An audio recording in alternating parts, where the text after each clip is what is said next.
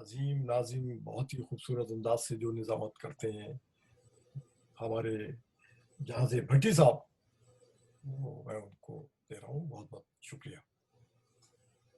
بہت نوازش ڈاکٹر صاحب، جزاک اللہ. یہ آپ جو اس کے علاوہ جو اضافی الفاظ بول دیتے ہیں، میں اس کے قابل تو نہیں، لیکن بڑی نوازش آپ کی، آپ حوصلہ افزائی فرماتے ہیں.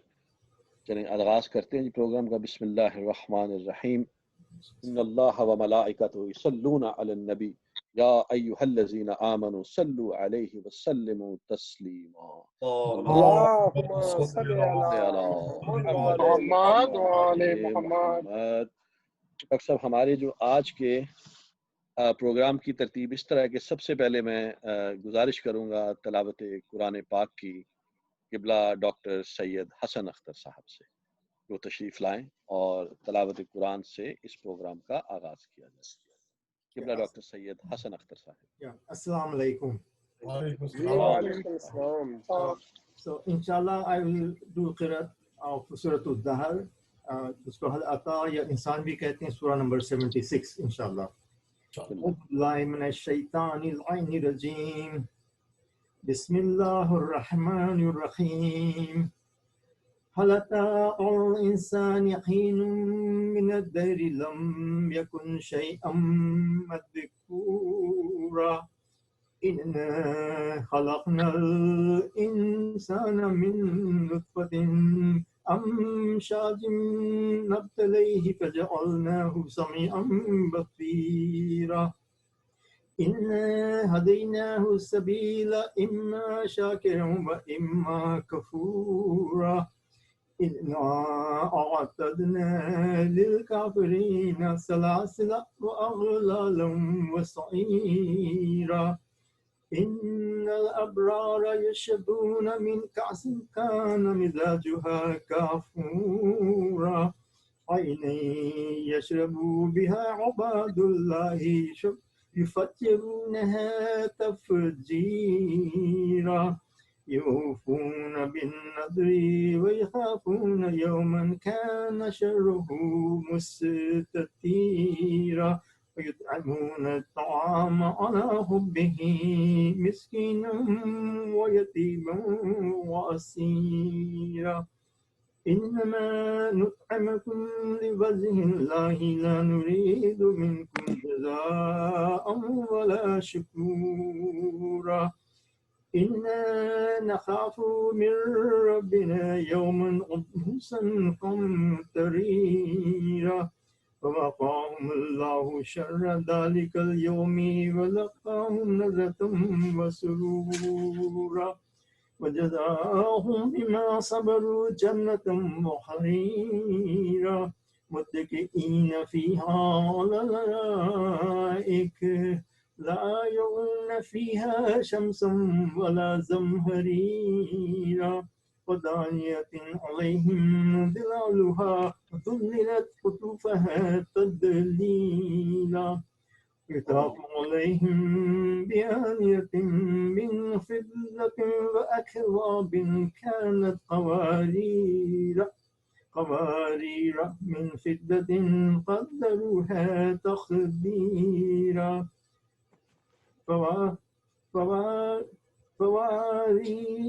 فوارير من فضة قدروها تقديرا ويسقون فيها كأسا كان مزاجها زنجبيلا عينا فيها تسمى سلسبيلا ويطوف عليهم بلدان مخلدون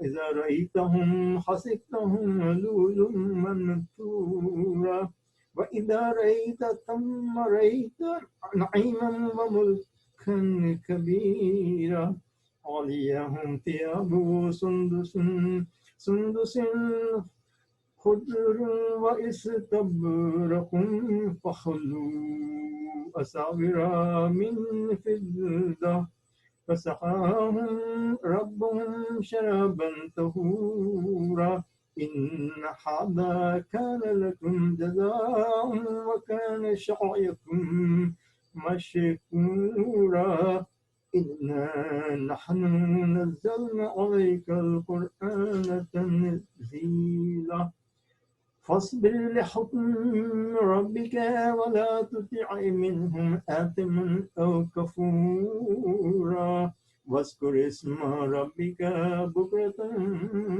وأصيلا ومن الليل فاسجد له وسبحه ليلا طويلا إن هؤلاء يحبون عاجلة ويذرون وراءهم يوما ثقيلا نحن خلقناهم وشددنا أسرهم وإذا شئنا بدلنا أمثالهم تبديلا إن هذه تذكرة فمن شاء اتخذ إلى ربه سبيلا وما تشاءون إلا أن يشاء الله إن الله كان عليما حكيما يدخل من يشاء في رحمته والظالمين أعد لهم عذابا أليما صدق الله العظيم صلوات اللهم صل علی محمد وعلی محمد وعلى محمد. محمد. بہت شکریہ ڈاکٹر سید حسن اختر صاحب. میں اس کے ساتھ ہی گزارش کروں گا محترم عالی جناب فوزی قریشی صاحب سے کہ وہ مائک پہ تشریف لائیں اور تلاوت حدیث کے ساتھ. اللہم صل علی محمد وعلى محمد. بسم الله الرحمن الرحيم. عن جابر بن عبد الله الأنصاري عن فاطمة الزهراء عليه السلام بنت رسول الله صلى الله عليه وآله قال سمعت فاطمة أنها قالت دخل علي أبي رسول الله في بعض الأيام فقال السلام عليك يا فاطمة فقلت عليك السلام قال إني أجد في بطني ضعفا فقلت له أعوذك بالله يا أبتاه من الضعف ائتني بالكساء اليماني فغطيني به فأتيته بالكساء اليماني فغطيته به وصرت أنظر إليه وإذا وجهه يتلألأ كأنه هو البدر في ليلة تمامه وكماله. اللهم صل علی محمد وآل وما محمد. كانت إلا ساعة وإذا بولدي الحسن قد أقبل وقال السلام عليك يا أمه فقلت عليك السلام يا قرة عيني وثمرة فؤادي فقال يا أمه إني أشم عندك رائحة طيبة كأنها رائحة جد رسول الله فقلت نعم إن جدك تحت الكساء فأقبل الحسن نحو الكساء فقال السلام عليك يا جدة يا رسول الله أتأذن لي أن أدخل معك تحت الكساء فقال وعليك السلام يا ولدي ويا صاحب حوضي قد أذنت لك فدخل معه تحت الكساء. اللهم صل علی محمد وآل محمد. وما كانت إلا ساعة وإذا بولدي الحسين قد أقبل وقال السلام عليك يا أمه فقلت عليك السلام يا ولدي ويا قرة عيني وثمرة فؤادي فقال لي يا أمه إني أشم عندك رائحة طيبة كأنها رائحة جد رسول الله صلى الله عليه وآله فقلت نعم إن جدك وأخاك تحت الكساء فدنا الحسين نحو الكساء فقال السلام عليك يا جدة السلام عليك يا من اختاره الله أتأذن لي أن أكون معكما تحت الكساء فقال وعليك السلام يا ولدي ويا شافع أمتي قد أذنت لك فدخل معهما تحت الكساء. اللهم صل علی محمد وآل محمد. عند ذلك أبو الحسن علي بن أبي طالب فقال السلام عليك يا بنت رسول الله فقلت عليك السلام يا أبا الحسن ويا أمير المؤمنين فقال يا فاطمة إني أشم عندك رائحة طيبة كأنها رائحة جدي، رائحة أخي وابن عم رسول الله. فقلت نعم، ها هو مع ولديك تحت الكساء. فأقبل علي نحو الكساء وقال السلام عليك يا رسول الله، أتأذن لي أن أكون معكم تحت الكساء؟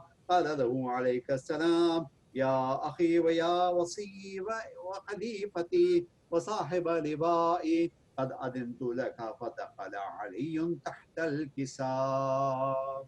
اللهم صل على محمد محمد وعلى ثم أتيت نحو الكساء وقلت السلام عليك يا أبتا يا رسول الله، أتأذن لي أن أكون معكم تحت الكساء؟ قال وعليك السلام يا بنتي ويا بضعتي، يا بنتي ويا بضعتي، قد أذنت لك. فدخلت تحت الكساء. الله صل على محمد وعلى أن تحت الكساء أخذ أبي رسول الله بطرفي الكساء فأومأ بيده اليمنى إلى السماء وقال اللهم إن هؤلاء أهل بيتي وخاصتي وهامتي، لحمهم لحمي ودمهم دمي، يعلمني ما يعلمهم ويحزنني ما يحزنهم. أنا حرب لمن حاربهم وسلم لمن صالهم وعدو لمن عاداهم ومحب لمن أحبهم. إنهم مني وأنا منهم. فاجعل صلواتك وبركاتك ورحمتك وغفرانك ورضوانك علي وعليهم، وأذهب عنهم الرجس وطهرهم تطهيرا. اللهم صل على محمد وعلى قال الله عز وجل يا ملائكتي ويا سكان سماواتي إني ما خلقت سماء مبنية ولا أرضا مدحية ولا قمرا منيرا ولا شمسا مضيئة ولا فلكا يدور ولا بحرا يجري ولا فلك يسري إلا في محبة هؤلاء الخمسة الذين هم تحت الكساء.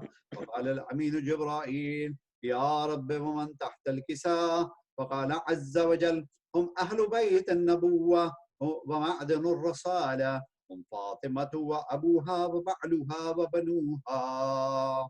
اللهم صل على محمد وعلى محمد. قال جبرائيل يا رب أتأذن لي أن أهبط إلى الأرض لأكون معهم سادسا؟ فقال الله نعم قد أذنت لك. فهبط الأمين جبرائيل فقال السلام عليك يا رسول الله، العلي الأعلى يقرئك السلام ويخصك بالتحية والإكرام، يقول لك وعزتي وجلالي إني ما خلقت سماء مبنية ولا أرضا مدحية ولا قمرا منيرا ولا شمسا مضيئة ولا فلكا يدور ولا بحرا يجري ولا فلك يسري إلا لأجلكم ومحبتكم، وقد أذن لي أن أدخل معكم فهل تأذنوا لي يا رسول الله؟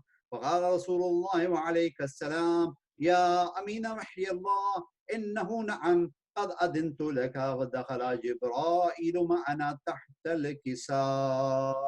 اللهم صل على محمد قال لأبي إن الله قد أوحى إليكم يقول بسم الله الرحمن الرحيم إنما يريد الله ليذهب عنكم الرجس أهل البيت ويطهركم تطهيرا.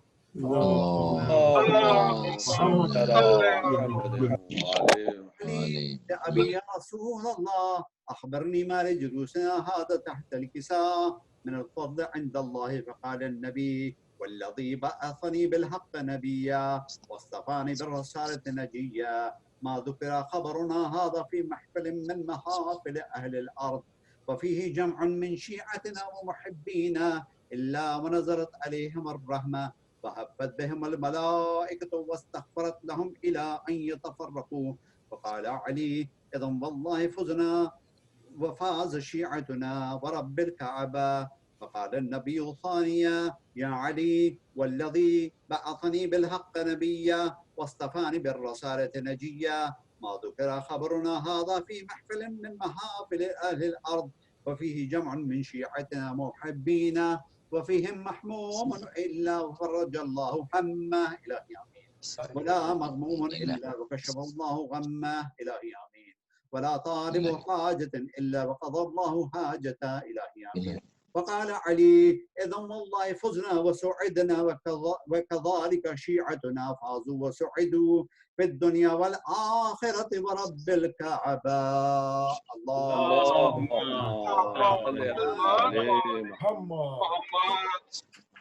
جزاک اللہ جو آپ کی صاحب مولا آپ کی کاوش کو قبول فرمائیں.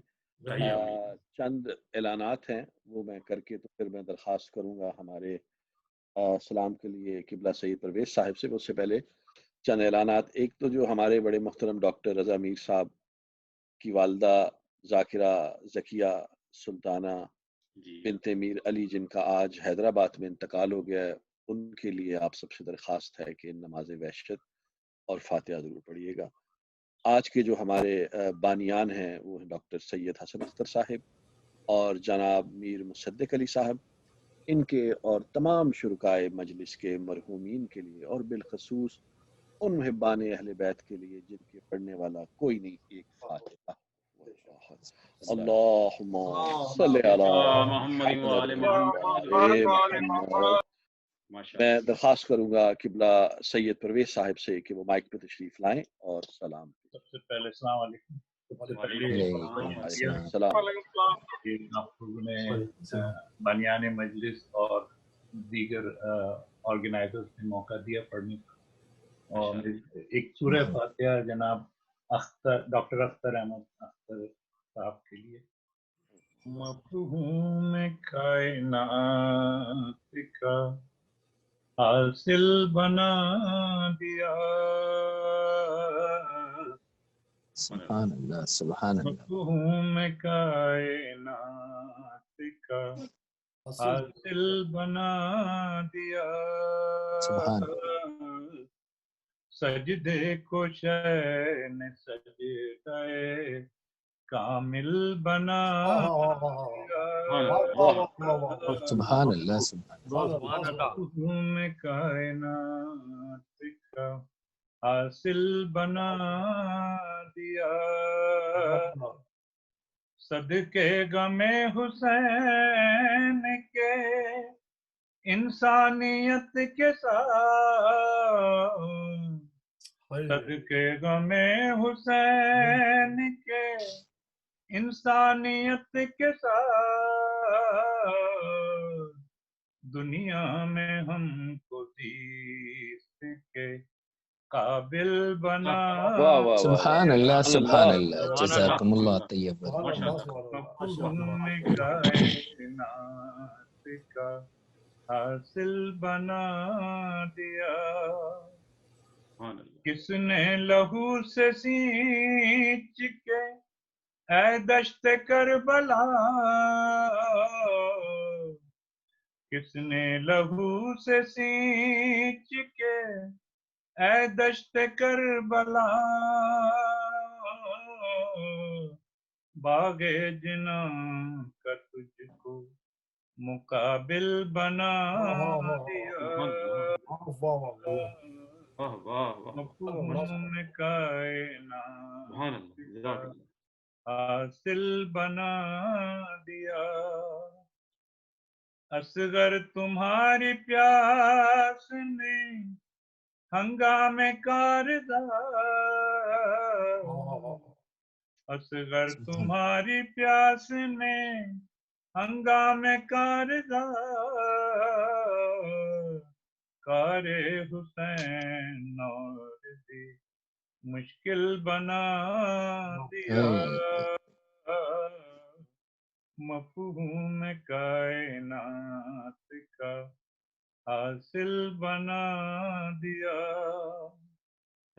بے شیر کے گلے پہ چلا تھا جو ایک تیر، بے شیر کے گلے پہ چلا تھا جو ایک تیر، دیتا ہے حسن خلق کو بسمل بنا دیا سبحان اللہ سبحان مفہوم کائنات کا حاصل بنا دیا تے بحر معصیتیں میں مسلمان مبتلا تھے بحر معصیتیں میں مسلمان مبتلا قربان کربلا کے ساحل بنا دیا مفہوم کائنات کا حاصل بنا دیا سبحان اللہ اختر کو ناز کیوں نہ ہو اس دل پہ روز ہے اختر کو ناز کیوں نہ ہو اس دل پہ روز ہے جس کو غمِ حسین نے کامل بنا دیا سبحان اللہ سبحان اللہ مفہوم کائنات کا حاصل بنا دیا سجدے کو چین سجدے کامل بنا دیا اللہم صلی علی محمد وعلی محمد جزاک بہت شکریہ پرویز بھائی آپ کا. جزاک اللہ. ڈاکٹر صاحب آپ کی اور تمام شرکاء کی اگر اجازت ہو تو میں سلام کی چند اشعار پیش کرنا چاہتا ہوں. 2 منٹ سے زیادہ نہیں لوں گا بلکہ اس سے بھی کم اگر آپ کی اجازت ہو. ایک صلوات پڑھیے گا. اللہم صلی علی محمد وآل محمد. یہ تو دنیا کو دکھانا تھا تو مانگا پانی. یہ تو دنیا کو دکھانا تھا تو مانگا پانی. چاہتے شاہ تو ہو جاتی یہ دنیا پانی. میرے مظلوم حسین آپ کا صدقہ پانی. میرے مظلوم حسین آپ کا صدقہ پانی. میری مجلس میرا ماتم میرا نوحہ پانی. خون بے شیر کا احسان ہے یہ دنیا پر. خون بے شیر کا احسان ہے یہ دنیا پر. حشر تک ورنہ فلک سے نہ برستا پانی. سبحان اللہ سبحان اللہ. خان بھائی توجہ فرمائیے گا یہ والا. کربلا والوں کو سیراب اگر کر دیتا. کربلا والوں کو سیراب اگر کر دیتا. ہوتا کوثر کے برابر تیرا رتبہ پانی. 3 دن بعد سکینہ نے جو پایا پانی. دوڑی مقتل کی طرف لے کے سکینہ پانی. آج بھی کانوں میں آتی ہے یہ صدا اکبر کی. وقت آخر ہے پلا دیجئے بابا پانی. کہہ کے یہ حضرت عباس نے دم توڑ دیا. کہہ کے یہ حضرت عباس نے دم توڑ دیا. ہائے افسوس سکینہ کو نہ پہنچا پانی. میرے مظلوم حسین آپ کا صدقہ پانی. میری مجلس میرا ماتم میرا نوحہ پانی. سبحان اللہ سبحان اللہ سبحان اللہ. بہت نوازش بہت شکریہ. میں بغیر تاخیر کے انتہائی ادب سے التماس کروں گا خطیب اہل بیت حجت الاسلام مولانا سید اسد علی عابدی صاحب سے کہ وہ ممبر افروز ہوں اور ہماری سماعتوں کی تشنگی کو ذکر و معرفت آل عبا سے سیراب فرمائیں. ایک بلند صلوات پڑھیے. اللہم صلی علی محمد وآل محمد. رحم اللہ من قرأ الفاتحہ. اعوذ باللہ من الشیطان اللعین الرجیم. بسم اللہ الرحمن الرحیم. الحمد للہ رب العالمین والصلاة والسلام علی اشرف الانبیاء والمرسلین حبیب قلوبنا وشفیع ذنوبنا وطبیب نفوسنا ابی القاسم محمد اللهم اللهم صل على محمد وعلى محمد وعلى اطرته الطیبین الطاہرین اما بعد فقد قال اللہ تعالی فی کتابہ المجید وفرقانہ الحمید وقولہ الحق وهو اصدق القائلین بسم اللہ الرحمن الرحیم وَأَصْلِحُوا ذَاتَ بَيْنِكُمْ وَأَطِیعُوا اللَّهَ وَرَسُولَهُ إِن كُنتُم مُؤْمِنِینَ صلوات پڑھیں اللہ اللهم صل صل على على محمد محمد جزاک اللہ. خداوند عالم قرآن مجید میں سورہ انفال کی پہلی آیت میں ارشاد فرماتا ہے وَأَصْلِحُوا ذَاتَ بَيْنَكُمْ وَأَطِیعُوا اللَّهَ وَرَسُولَهُ إِن كُنتُم مُؤْمِنِینَ. خداوند عالم قرآن مجید کی اس آیت میں ارشاد فرماتا ہے کہ اے لوگو آپ اپنے درمیان میں صلح کے ساتھ زندگی گزارو، اطیعوا اللہ و رسولہ، اور خدا کی اطاعت کرو اور اس کے رسول کی اطاعت کرو، ان کنتم مومنین، اگر تم مومن ہو. یعنی اگر انسان یہ دعویٰ کرتا ہے کہ میں مومن ہوں تو اسے صلح کے ساتھ زندگی گزارنی پڑے گی، چاہے وہ صلح اس کے خانوادے کے ساتھ ہو یا اس کے خاندان کے ساتھ ہو یا اس کے سماج کے ساتھ ہو یا ملک والوں کے ساتھ ہو یا دوسرے ادیان اور مذاہب والوں کے ساتھ ہو. یہ قرآن کا کھلا پیغام ہے کہ انسان دنیا میں کسی سے بھی نہ لڑے نہ جھگڑے، اور اگر اس طرح کے حالات پیدا ہو جائیں تو پھر انسان کو صلح کا دامن لینا چاہیے. سبحان اللہ. اور پھر قرآن مجید میں خداوند عالم ارشاد فرماتا ہے انما المؤمنون اخوہ فاصلحوا بین اخویکم واتقوا اللہ لعلکم ترحمون. اے اہل ایمان، آپ آپس میں ایک دوسرے کے بھائی ہو. فاصلحوا بین اخویکم، جب اگر دو بھائیوں میں اختلاف ہو جائے تو آپ ان کے درمیان میں صلح کرائیں. واتقوا اللہ، تقوی الہی اختیار کریں اور صلح کا دامن اختیار کریں. لعلکم ترحمون، اسی صلح کی بنا پر خداوند عالم کی رحمتیں آپ کے گھر کے اوپر سر بسجود ہوں گی. جزاک اللہ جزاک اللہ. یہ سورہ حجرات میں ارشاد فرمایا. پہلی آیت جس کو میں نے تلاوت کیا تھا وہ سورہ انفال کی آیت تھی، اور پھر سورہ نساء کے اندر خداوند عالم ارشاد فرماتا ہے کہ اگر آپ نے لوگوں کے درمیان میں صلح کرا دی سوف نؤتیہم اجرا عظیما، ایسے انسان کو ہم اجر عظیم سے نوازیں گے. اور پھر خداوند عالم قرآن مجید میں چوتھی جگہ ارشاد فرماتا ہے وَإِن طَائِفَتَانِ مِنَ الْمُؤْمِنِينَ اخْتَتَلُوا فَاصْلِحُوا، اگر مومنین میں سے دو گروہ آپس میں لڑنے لگیں تو آپ ان کے درمیان میں صلح کرا دیں. جو ظالم ہے اس کے خلاف ہو جائیں، جو مظلوم ہے اس کی حمایت کریں. جو مظلوم ہے اس کی حمایت کریں. فَقَاتِلُوا الَّتِي تَبْغِي، آپ اس کے خلاف کھڑے ہو جائیں جو انسان بغاوت کے اوپر ہے.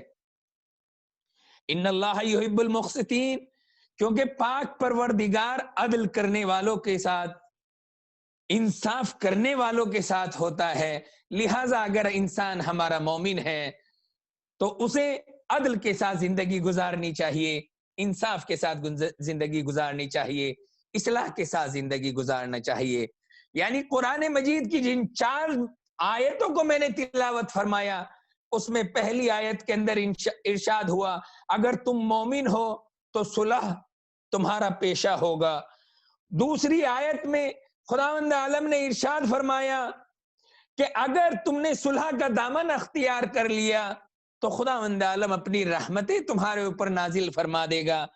تیسری آیت میں خداوند عالم نے ارشاد فرمایا کہ اگر تم نے صلح کا دامن اختیار کر لیا تو خالق کائنات تمہیں اجر عظیم سے نوازے گا۔ اور چوتھی آیت کے اندر خداوند عالم نے ارشاد فرمایا کہ اگر تم نے صلح کا دامن اپنا لیا تو خداوند عالم آپ کی ذات سے محبت کرے گا۔ موضوع کی اہمیت قرآن کے حوالے سے آپ لوگوں کے سامنے اجاگر ہو گئی۔ رسول اکرم صلح کے متعلق ارشاد فرماتے ہیں الا اخبرکم بافضل من درجۃ الصلاۃ والصیام والصدقہ، اے مومنین کیا آپ نہیں چاہتے کہ میں آپ کو نماز سے افضل، صدقے سے افضل اور روزے سے افضل کوئی چیز بتا دوں؟ تو تمام مومنین نے متفق ہو کے رسول سے کہا یا رسول اللہ بتلائیے وہ کون سی چیز ایسی ہے جس کا درجہ روزے سے بھی افضل ہے، نماز سے بھی افضل ہے، صدقے سے بھی افضل ہے۔ یعنی پھر رسول اکرم ارشاد فرماتے ہیں صلح ذات البین افضل من عامت الصلاۃ والصیام والصدقہ، کہ اگر انسان لوگوں کے درمیان میں صلح کرا دے، میاں اور بیوی کے درمیان میں صلح کرا دے، باپ اور بیٹے کے درمیان میں صلح کرا دے، بھائی اور بہن کے درمیان میں صلح کرا دے، بھائی اور بہن کے درمیان صلح کرا دے، بہنوں کے درمیان میں صلح کرا دے، پڑوسی کے درمیان میں صلح کرا دے، سماج کے درمیان میں صلح کرا دے، انجمنوں میں صلح کرا دے، متولیوں میں صلح کرا دے، تو اس کا یہ صلح کرانا اس کے 1 سال کے روزوں سے افضل ہے، 1 سال کی نمازوں سے افضل ہے، اس کی ہوئی خیرات سے افضل ہے۔ صلوات پڑھے بر محمد وآل محمد۔ اللہم ماشاءاللہ ماشاءاللہ ماشاءاللہ۔ اور آپ نماز کے متعلق رسول نے جب یہ حدیث ارشاد فرمائی اس سے پہلے نماز کی اہمیت کو بتلایا، روزے کی اہمیت کو بتلایا، صدقے کی اہمیت کو بتلایا۔ نماز کی اہمیت کو سنیے، جب انسان مسجد کی طرف جاتا ہے تو خداوند عالم معصوم کے لیے ارشاد فرماتا ہے علیکم بیتیان المساجد، آپ لوگوں کے لیے واجب ہے کہ آپ مساجد کی طرف آئیں۔ جب انسان طہارت کے ساتھ مسجد کی طرف آتا ہے تو خداوند عالم اس کے نامہ اعمال سے گناہوں کو مٹا دیتا ہے اور اس انسان کو طیب و طاہر کر دیتا ہے۔ یہ اس انسان کا مرحلہ ہے، اس انسان کا مقام ہے جو انسان مسجد کی طرف طہارت کے ساتھ بڑھتا ہے تو خداوند عالم اس کے نامہ اعمال سے اس کی برائیوں کو مٹا دیتا ہے، اور جس طریقے سے یہ خود طیب و طاہر ہوتا ہے اسی طریقے سے خداوند عالم اس کے نامہ اعمال کو طیب و طاہر کر دیتا ہے۔ اور رسول اکرم ارشاد فرماتے ہیں من مشى الى مسجد لیطلب فیہ الجماعہ، اگر انسان مسجد کی طرف جائے اس لیے کہ تاکہ جماعت کے اندر شامل ہو جائے تو خداوند عالم اس کے ہر قدم کے بدلے میں 70,000 نیکیاں لکھے گا، اور جنت میں اس کے درجات کو بلندی عنایت فرمائے گیا۔ اور وَإِن مَاتَ وَهُوَ عَلَى ذَلِكَ، اور اگر یہ اسی راستے پر چلتے ہوئے مر جائیں تو خداوند عالم 70,000 ملائکہ کو اس کی قبر کے اوپر مامور فرمائے گا کہ وہ تنہائی میں اس کے ساتھی بنے اور روز قیامت تک کے لیے اس کی مغفرت کی دعا کرتے رہیں۔ سبحان اللہ۔ یعنی اگر انسان مسجد کی طرف جا رہا ہے، مسجد کی طرف جا رہا ہے اور اسے موت آ جائے تو 70,000 ملائکہ خداوند عالم اس کی قبر کے اوپر معمور فرمائے گا جو اس کی تنہائی میں اس کا ساتھ دیں گے اور اس کے لیے دعائے مغفرت کریں گے۔ یہ انسان کی جماعت کے لیے چلنے کا ثواب ہے۔ اور آپ یہ دیکھیں اسی نماز سے جب مسجد منسلک ہو گئی تو امام صادق نے ارشاد فرمایا من بنا مسجدن بنا اللہ لہو بیتن فی الجنہ، اگر انسان مسجد کو تعمیر کرا دے تو خداوند عالم اس کے گھر کو جنت میں تعمیر فرمائے گا. سبحان اللہ سبحان اللہ. اور آپ یہ دیکھیں مسجد کی اہمیت کے سلسلے میں خداوند عالم ارشاد فرماتا ہے یا ابا ذر ان اللہ تعالی یوتی کما دمت جالسا فی المسجد بکل نفس تنفست فیہ عشرہ حسنہ و تمہان کا عشرہ سیئات. اے ابو ذر جب تک کہ تم مسجد میں بیٹھے رہو گے تمہارے ہر سانس کے بدلے میں خداوند عالم تمہارے نامہ اعمال میں 10 نیکیوں کو لکھے گا اور تمہارے نامہ اعمال سے 10 برائیوں کو ختم کر دے گا. اور تمہارے درجات اسی طرح سے جو ہے بلند ہوتے رہیں گے. اور امام علی علیہ السلام وضو کے متعلق ارشاد فرماتے ہیں ان احدکم لیقوم الی وضوئہ فتساقط عن جوارحہ الذنوب. جب انسان وضو کے لیے مسجد کے اندر بیٹھتا ہے تو وضو کے یہ قطرے یہ پانی نہیں گرتے بلکہ اس کے نامہ اعمال سے برائیاں ہٹتی رہتی ہیں، برائیاں گرتی رہتی ہیں. مسجد کی کتنی اہمیت ہوئی، جماعت کی کتنی اہمیت ہوئی، مسجد میں بیٹھنے کا کتنا ثواب ہوا، وضو کا کتنا ثواب ہوا.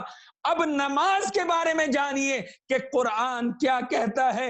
اقم الصلاۃ ان الصلاۃ تنہی عن الفحشاء والمنکر.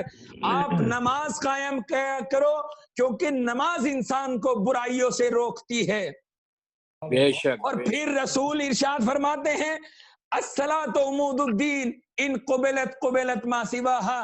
نماز دین کا ستون ہے، اگر نماز قبول کر لی گئی تو تمام اعمال قبول ہو جائیں گے، اگر نماز رد کر دی گئی تو انسان کے تمام اعمال رد کر دیے جائیں گے. لِكُلِّ شَيْءٍ وَجْهٌ وَوَجْهُ دِينُكُمْ الصَّلَاۃ. ہر چیز کا ایک چہرہ ہوتا ہے، دین کا بھی ایک چہرہ ہے اور وہ دین کا چہرہ نماز ہے. سبحان اللہ سبحان اللہ سبحان اللہ. اور امام علی علیہ السلام ارشاد فرماتے ہیں الصلاۃ تستنزل الرحمہ. نماز وہ چیز ہے جو انسان کے گھر کے اوپر رحمت نازل کرنے کا باعث بنتی ہے. سبحان اللہ. الصلاۃ کفارۃ. نماز کفارہ ہے انسان کے گناہوں کا. جب انسان پنجگانہ نماز کو ادا کرتا ہے تو یہ 5 نمازوں کے بیچ میں جو انسان سے گناہ سرزد ہو جاتے ہیں یہ نماز ان گناہوں کو مٹانے کا کام کرتی ہے. جس طریقے سے ہم ڈسٹر کے ساتھ بلیک بورڈ کو صاف کرتے ہیں ایسے ہی انسان کے نامہ اعمال میں نماز ہوا کرتی ہے جو انسان کے نامہ اعمال سے برائیوں کو مٹاتی چلتی ہے. جب امام علی علیہ السلام کے پاس آپ کا ایک صحابی آیا اور آنے کے بعد کہنے لگا اے علی خداوند عالم کی اس آیت کی تفسیر فرما دیجئے ان الحسنات یذہبن السیئات کہ بعض نیکیاں ایسی ہیں جو انسان کی برائیوں کو کھا جاتی ہیں. اے علی بتلائیے کہ وہ نیکیاں کون سی ہیں جو انسان کے نامہ اعمال سے برائیوں کو کھا جاتی ہیں. تو امام علی علیہ السلام نے ارشاد فرمایا وہ انسان کی نمازیں ہیں، وہ انسان کی نماز ہے جو انسان کے نامہ اعمال سے برائیوں کو کھا جاتی ہے. یہ ہوئی نماز کی اہمیت. اب آپ سوچئے کہ روزے کی کتنی اہمیت ہے. روزے کے لیے رسول اکرم نے ارشاد فرمایا، خداوند عالم نے حدیث قدسی میں بھی ارشاد فرمایا الصوم لی وانا اجزی بہ کہ روزہ میری ذات کے لیے ہے، میں اس کی جزا دوں گا. الصوم جنۃ من النار. روزہ ایک ایسی طاقت ہے جو انسان کے لیے ڈھال ہے. جیسے کوئی دشمن جب آپ کے اوپر وار کرتا ہے تو آپ کی ڈھال اس کے وار کو کاٹ دیتی ہے، ایسے ہی روزہ انسان کے لیے ہے جہنم سے حفاظت کے لیے. اگر انسان روزے دار ہے تو انسان جہنم سے سلامت میں رہے گا. اور پھر معصوم صدقے کے لیے ارشاد فرماتے ہیں کہ ہر چیز کا کچھ ثواب محدد کیا گیا ہے, کچھ ثواب معین کیا گیا ہے. صدقات میں سے بعض صدقات ایسے ہیں جن کا 10 گنا ثواب ہے, بعض صدقات ایسے ہیں جن کا 70 گنا ثواب ہے, اور بعض صدقات ایسے ہیں کہ جس کا 700 گنا ثواب ہے, جن کا 700 گنا ثواب ہے. اور معصوم ارشاد فرماتے ہیں کہ حدیث قدسی میں کہا گیا کہ اگر انسان روزہ رکھ رہا ہے, الصوم لی وانا اجزی بہ, یہ روزہ انسان میری ذات کے لیے رکھتا ہے لہذا اس کا جزا بھی میں دوں گا. شریعت کے اندر ہر انسان کے عمل کے لیے ثواب محدد کیا گیا ہے سوائے روزے کے, جس کے لیے خالق کائنات نے کہا الصوم لی وانا اجزی بہ, کہ روزہ میرے لیے ہے لہذا اس کی جزا بھی میں دوں گا. اور کائنات میں خالق کائنات کے علاوہ کوئی دوسرا انسان, چاہے وہ انبیاء ہو یا ائمہ ہو, وہ بھی روزے کے ثواب کے بارے میں نہیں جانتے. یعنی روزے کے ثواب کی جو مقدار ہے اسے خالق کائنات نے اپنے ہاتھ میں رکھا. جب آپ نے روزے کو سمجھ لیا, جب آپ نے صدقات کو سمجھ لیا, جب آپ نے نماز کی اہمیت کو سمجھ لیا, پھر اگر رسول اکرم جو ہے مومنین سے یہ کہیں الا اخبرکم بافضل, الا اخبرکم بافضل من الصلاۃ من والصیام والصدقہ, اے لوگو کیا تم یہ نہیں چاہتے کہ میں تمہیں ایک ایسا درجہ بتا دوں, ایک ایسا کام بتلا دوں جو نماز سے بھی افضل ہو, جو روزے سے بھی افضل ہو, جو صدقے سے بھی افضل ہو. تو تمام مومنین نے مل کر کہا بلا یا رسول اللہ, یا رسول اللہ بتلائیے وہ کون سی چیز ایسی ہے کہ جس کا ثواب نماز سے بھی زیادہ ہے, روزے سے بھی زیادہ ہے, صدقات سے بھی زیادہ ہے, انفاق سے بھی زیادہ ہے. تو رسول نے کہا کہ صلہ ذات البین, اگر تم نے دو انسانوں کے درمیان میں صلح کرا دی, دو بھائیوں کو ملا دیا, دو میاں بیوی کو ملا دیا, دو بہنوں کو ملا دیا, دو پڑوسیوں کو ملا دیا, دو سماج والوں کو ملا دیا, تو یاد رکھنا تمہارا یہ ملانا 1 سال کے روزوں سے بھی افضل ہے, اس کی نمازوں سے بھی افضل ہے, تمہارے دیے ہوئے صدقات سے بھی افضل ہے. سبحان اللہ, بڑے سبحان محمد و آل اللہ, محمد. اللہم صلی علی محمد ماشاء اللہ, صلوات پڑھے بر محمد و آل محمد.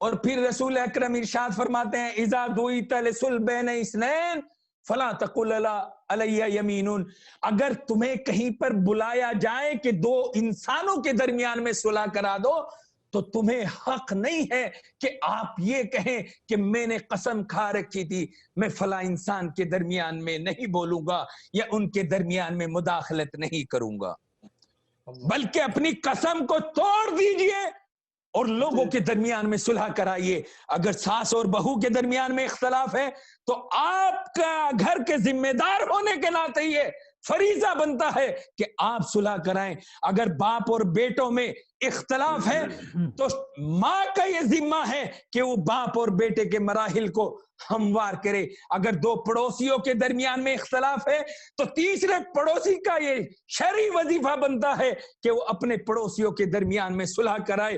اگر انجمنوں میں اختلاف ہے تو دوسرے حضرات کا یہ وظیفہ بنتا ہے کہ شیعت کو قریب لائے, اسلام کو قریب لائے, مسلمان کو قریب لائے. کیونکہ عبادت یہ نہیں ہے کہ انسان روزوں کو رکھے, نمازوں کو رکھے یا زکوٰۃ کو دے, بلکہ سب سے بڑی انسانیت یہ ہے کہ انسان کو ملا دے, انسان کو ملانے کے بعد اس خالق کائنات سے متصل کر دے. صلوات پڑھے بر محمد و آل محمد. اللہم صلی علی محمد. پھر رسول اکرم ارشاد فرماتے ہیں المصلح لیس بکاذب, جو انسان صلح کراتا ہے اگر اسے اس کے ایک جھوٹ کی بنا پر 2 لوگوں کے درمیان میں صلح ہو جائے تو وہ اس انسان کو جھوٹ بول سکتا ہے. دیکھیں جھوٹ کے لیے رسول نے کیا کہا, الکذب یاکل الایمان کما تاکل النار الحطب, کہ جھوٹ انسان کے ایمان کو ایسے کھا جاتا ہے جیسے آگ لکڑی کو کھا جاتی ہے، لیکن وہی رسول ارشاد فرما رہا ہے کہ اگر تمہارے ایک جھوٹ کی بنا پر، ایک تعریف کی بنا پر، ایک بات جو آپ نے اپنی طرف سے کسی کے لیے کہہ دی، اس کی وجہ سے دو مومن کا دل مل جائے، دو مسلمانوں کا دل مل جائے، دو باپ بیٹے کا دل مل جائے، یا ساس اور بہو کا دل مل جائے، یا پڑوسیوں کا دل مل جائے، تو وہ جھوٹ جھوٹ نہیں کہلاتا، بلکہ مصلحت میں اسے بولنا انسان کے لیے ثواب ہے۔ تو کسی نے کہا یا رسول اللہ کیا آپ جھوٹ بولنے کی تلقین فرما رہے ہیں؟ کہا کہ نہیں، جھوٹ بولنے کی تلقین نہیں فرما رہا ہوں، بلکہ تمہیں سمجھا رہا ہوں جو انسان نمازی ہے، نماز پڑھنے والا ہے، وہ نماز کے اندر ضرور یہ کہتا ہوگا ربنا آتنا فی الدنیا حسنۃ وفی الآخرۃ حسنۃ وقنا عذاب النار، بار الہ ہمیں دنیا میں بھی نیکی سے سرفراز فرما، ہمیں آخرت میں بھی نیکیوں سے سرفراز فرمانا، ہماری دنیا بھی بہتر بنا، ہماری آخرت بھی بہتر بنانا، وقنا عذاب القبر والحشر، اے بار الہ ہمارے عذاب قبر سے جو ہے محفوظ فرمانا، عذاب حشر سے محشور فرمانا۔ جب انسان یہ کہہ رہا ہے کہ بار الہ ہمیں دنیا میں نیکیوں سے نواز دے، آخرت میں نیکیوں سے نواز دے، تو جب انسان دعا کر رہا ہے تو تمام امت انسانیت کے لیے دعا کر رہا ہے۔ جب امت انسانیت کے لیے دعا کر رہا ہے تو بتاؤ کہ اس کے اندر تمہارا دشمن آیا کہ نہیں آیا، تمہارا مخالف آیا کہ نہیں آیا۔ لہذا ہر انسان دعا میں، نماز کے اندر دعا میں، چاہے جانے میں اپنے دشمن کے لیے تعریف کر رہا ہو، چاہے انجانے میں اپنے دشمن کے لیے تعریف کر رہا ہو، لیکن ہر انسان نماز کے اندر جو ہے تمام انسانیت کے لیے دعا کرتا ہے۔ آپ یہ دیکھیں السلام علیکم، کہ آپ کے اوپر سلامتی ہو۔ بھئی سلام کے کیا معنی ہے؟ السلام علیکم یعنی پیس بی اپون یو، کہ آپ کے اوپر سلام ہو۔ اور جب انسان سلام نماز کے اندر پڑھتا ہے تو میننگ کیا ہوتے ہیں؟ السلام علیکہ ایھا النبی ورحمۃ اللہ وبرکاتہ، اے نبی آپ کے اوپر ہمارا سلام ہو، اللہ تعالیٰ کی رحمتیں اور برکتیں ہوں۔ السلام علینا وعلی عباد اللہ الصالحین، سلامتی ہو ہمارے اوپر اور بندگان خدا کے اوپر۔ میننگ کیا ہے؟ السلام علینا، سلامتی ہو ہم سب کے اوپر جو جماعت میں ہیں، جو اس کائنات میں ہیں، وہ علی عباد اللہ صالحین، اور خدا کے بندگان صالح کے اوپر۔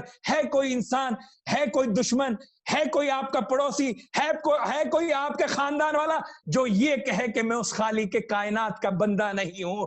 اور اگر وہ بندہ ہے تو آپ نماز کے اندر اس کے لیے دعا گو ہو رہے ہیں السلام علینا وعلی عباد اللہ الصالحین، کہ ہمارا سلام ہو بندگان خدا کے اوپر۔ آپ کا دشمن بھی بندہ ہے تو لہذا آپ اس کے اوپر جب سلامتی کی دعا بھیج رہے ہیں تو آپ اس کے لیے کہیں نہ کہیں اس کی آخرت کی، اس کی دنیا کے لیے دعا کر رہے ہیں۔ السلام علیکم ورحمۃ اللہ وبرکاتہ، جب نماز سے رخ انسان پھیرنے لگتا ہے تو کہتا ہے السلام علیکم ورحمۃ اللہ وبرکاتہ، اے جہان والو، اے ملائکہ جو اس دنیا کے اوپر آپ ہمارے ساتھ رہ رہے ہو، آپ سب کے اوپر ہماری سلامتی ہو۔ تو جب انسان نمازی ہے تو ہر انسان اپنے دشمن کے لیے بھی دعا کرتا ہے، اپنے دوست کے لیے بھی دعا کرتا ہے۔ لہذا اگر آپ کو جھوٹ بولنا پڑ جائے کہ آپ تو ان کی برائی کر رہے ہیں، آپ تو ان کی غیبت کر رہے ہیں، آپ تو ان کی مذمت کر رہے ہیں، لیکن میں نے تو انہیں آپ کے لیے دعا کرتے ہوئے سنا ہے، میں نے تو نماز میں ان سے اچھائی آپ کے لیے سنی ہے، اور آپ کے اتنا کہنے سے اس کے دل کا ہیجان بدل جائے گا، اس کے فکر کے خیالات بدل جائیں گے، اس کی آئیڈیالوجی بدل جائے گی۔ لہٰذا اگر آپ کے ایک جھوٹ کی بنا پر کوئی انسان اپنے دشمن کی برائی کر رہا ہے، آپ کہہ دیجئے آپ تو برائی کر رہے ہیں، لیکن وہ آپ کے لیے آپ کی تعریف کرتے ہیں، آپ کی سلامتی کی دعا مانگتے ہیں، تو یقین مانیے کسی کے درمیان میں بھی اختلاف ہو، آپ اسے صلح کرا سکتے ہیں. المصلح لیس بکاذب، صلح کرانے والے کو آپ جھوٹا نہیں کہہ سکتے، اسے جو ہے آپ جھوٹ سے نہیں نواز سکتے. یعنی صلح کرنے والے کو آپ یہ نہیں کہہ سکتے کہ آپ جھوٹے ہیں. اور آپ یہ دیکھیے کہ شیطان کے لیے ملتا ہے کہ شیطان جب اپنی بزم سجاتا ہے تو اپنے کارندوں سے کہتا ہے کہ بتاؤ تم نے لوگوں کو کس طرح سے گمراہ کیا. کوئی کہتا ہے کہ دیکھو انسان سویا ہوا تھا، نماز کے لیے اذان ہو گئی، میں نے اس کے ذہن کے اندر یہ ڈال دیا کہ ابھی تو وقت موجود ہے لہٰذا پڑھ لینا، میں نے اسے سلا دیا اور وہ نماز قضا ہو گئی. وہ انسان سوتا رہا. کہا کہ شاباش تم نے بہت اچھا کام کیا. کوئی انسان انفاق کرنا چاہتا تھا، میں نے ذہن میں اس کے یہ ڈال دیا دیکھو تمہارے بچوں کو اس چیز کی ضرورت ہے، تمہاری بیٹیوں کو اس چیز کی ضرورت ہے، لہٰذا وہ انفاق سے رک گیا. شیطان کہتا ہے کہ شاباش تم نے بھی بہت اچھا کام کیا. ادھر سے تیسرا کارندہ کہتا ہے کہ دو میاں اور بیوی میں نے اختلاف کرا دیا. تو شیطان اپنی جگہ سے اٹھتا ہے، اسے سینے سے لگاتا ہے. کہا کہ سب سے اچھا کام آپ نے انجام دیا. کہا کہ وہ کس بنا پر آپ نے اچھا کام انجام دیا؟ کہا کہ جب میاں اور بیوی میں اختلاف ہوتا ہے تو ادھر کے خاندان والے اس خاندان کو کرٹیسائز کرتے ہیں، ادھر کے خاندان والے اس خاندان کو کرٹیسائز کرتے ہیں. یہ ان کی غیبت کرتے ہیں، وہ ان کی غیبت کرتے ہیں، اور غیبت ان کے ایمان کو کھا جاتی ہے. تم نے اگر نماز والے کو بہکایا تو ایک انسان کو بہکایا، تم نے اگر خیرات والے کو بہکایا تو ایک انسان کو بہکایا، لیکن جہاں تم نے میاں اور بیوی میں اختلاف کرا دیا تم نے پورے سماج کو بہکا دیا. لہذا تم میرے سب سے اچھے جانشین ہو. سبحان اللہ. ہمارا سماج شرابی کو برا سمجھتا ہے، شرابی کو برا سمجھتا ہے، قتل کرنے والوں کو برا سمجھتا ہے، لیکن حقیقت میں سب سے برا انسان وہ ہوتا ہے جو سماج کے اندر فتنہ بو رہا ہو، جو فساد بو رہا ہو، جو لوگوں کو لڑا رہا ہو، جو لوگوں کو ایک دوسرے سے جدا کر رہا ہو، جو بھائیوں کے درمیان میں اختلاف پیدا کر رہا ہو، جو ساس بہو کے درمیان میں اختلاف پیدا کر رہا ہو، جو پڑوسیوں کے درمیان میں اختلاف پیدا کر رہا ہو. یہ انسان سب سے زیادہ برا ہے، کیونکہ امام علی نے کہا الفتنۃ اشد من القتل، کہ فتنہ قتل سے بھی زیادہ بدتر ہے. سبحان اللہ سبحان اللہ، جزاک اللہ. الفتنۃ اشد من القتل، کہ فتنہ قتل سے بھی زیادہ بدتر ہے. تو ہماری شرعی ذمہ داری کیا بنتی ہے کہ اگر ہمارے کسی ایک کلام کی بنا پر دو بھائیوں کے درمیان میں اتحاد ہو جائے، دو باپ اور بیٹے کے درمیان میں اتحاد ہو جائے، دو بہنوں کے درمیان میں اتحاد ہو جائے، دو سماج والوں کے درمیان میں اتحاد ہو جائے، تو آپ اپنی زبان کا استعمال کریے. آپ جتنا بولیں گے سب عبادت میں لکھا جائے گا، اور عبادت بھی ایسی ہوگی جو نماز سے بھی درجے میں افضل ہوگی، جو روزے سے بھی درجے میں افضل ہوگی، جو زکوٰۃ میں بھی درجے سے افضل ہوگی. صلوات پڑھے بر محمد و آل محمد.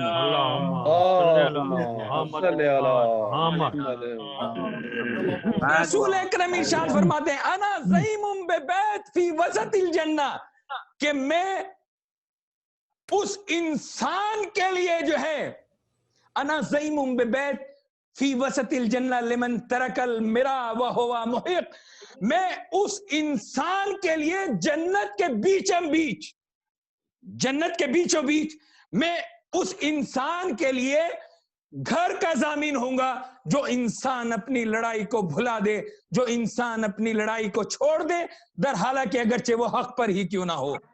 تم اپنے حق سے تنازل کرو گے، خداوند عالم آپ کو ایک نئے حق سے نواز دے گا. لہذا جو انسان یہ چاہتا ہے کہ خدا کے ساتھ تجارت کرے تو دنیا کے اندر تنازل کرے، خداوند عالم آخرت میں بلندی عنایت فرما دے گا. رسول ارشاد فرماتے ہیں کہ میں اس انسان کے لیے جنت کے بیچوں بیچ گھر کا ضامن ہوں جو انسان لڑائی کو چھوڑ دے اگرچہ وہ حق پر ہی کیوں نہ ہو، اگرچہ وہ حق پر ہی کیوں نہ ہو. آپ یہ دیکھیں دنیا کے اندر اختلافات کیوں ہوتے ہیں؟ کیونکہ ہر انسان اپنے اعتبار سے دوسروں کو سمجھنا چاہتا ہے. ہر انسان اپنے اعتبار سے दूसरे इंसान को समझना चाहता है, लेकिन कमाल ये नहीं होता कि आप अपने एतबार से दूसरों को समझें, बल्कि कमाल जब होगा जब आप अपने आप को उसकी जगह पर रखें और उसको अपनी जगह पर रखें। मसलन एक इंसान, आप अपने बच्चों से तवक्को रखते हैं कि बच्चा 7, 8 या 10 साल या 12 साल का है और आपकी उम्र जो है 50 या 55 साल या 45 साल है, तो आप मुकायसा ये रखते हैं कि बच्चा मेरे 100% हूबहू मेरे हुक्म के मुताबिक हो। वो नहीं हो सकता, क्योंकि उसके पास 10 साल का तजर्बा है, आपके पास 40 साल का तजर्बा है, आपके पास 50 साल का तजर्बा है, आपके साथ 60 साल का तजर्बा है। अगर आप बच्चे को बेवकूफ कह रहे हैं तो बच्चा बेवकूफ नहीं है, बल्कि ये बाप बेवकूफ है जो 10 साल के तजर्बे को 50 साल के तजर्बे से मिला रहा है।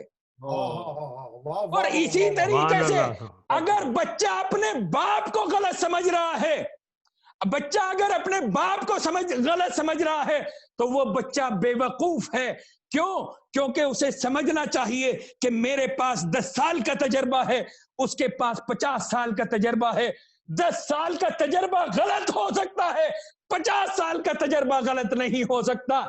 लिहाजा जब वो कलाम करेगा तो अपने तजर्बे के मुताबिक करेगा, अपने जमाने को समझने के एतबार से हरकत करेगा, अपने जमाने की और तुम्हारे जमाने की जरूरतों को समझते हुए कलाम करेगा।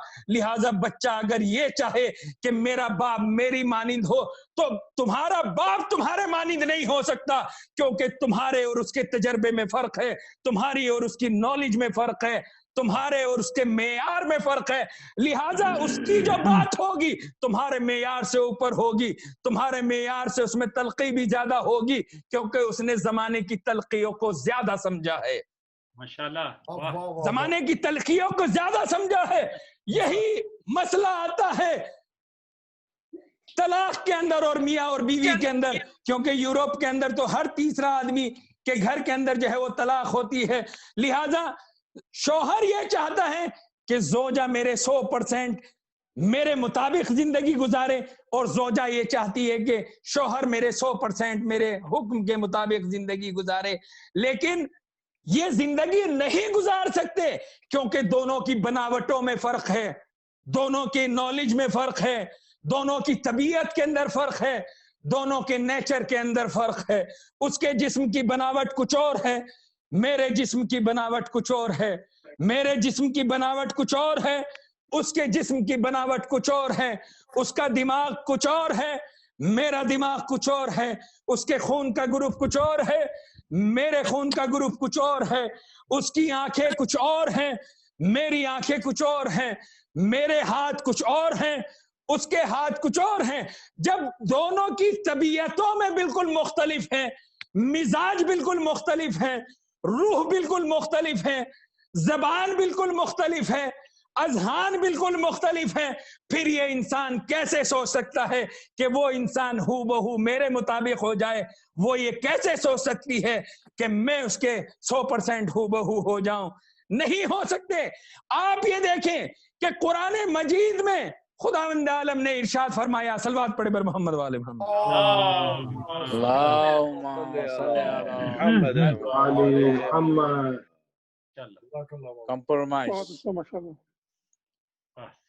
खुदावंद आलम में ने कुरान मजीद में इरशाद फरमाया, अयहसबुल इंसान अल्लन नजमा इज़ामहु बला कादिरीना अन नुसव्वी बनाना।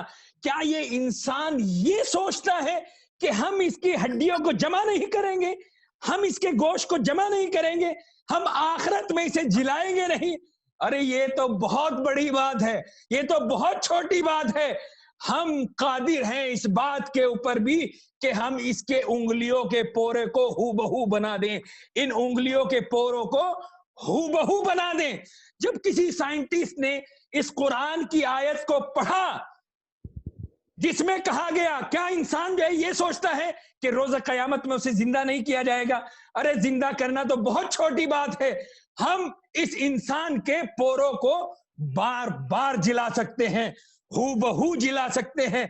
जब उसने इस आयत के ऊपर तहकीक की کہ انسان کے ان پوروں کی خاصیت یہ ہے کہ انسان اگر انہیں 10 بار بھی جلائے تو خالق کائنات 10 کی 10 مرتبہ ان پوروں کی کیفیت اور ان کے نشانوں کو ہو بہو پیدا کرے گا. یہ کب پتا چلا؟ جب ایک انسان نے کچھ انسانوں کا مرڈر کر دیا، قتل کر دیا، تو اس نے اپنے جیسے ہی اس کا اسلحہ پولیس کے ہاتھ لگا، اس نے اپنے ہاتھوں کو جلا لیا.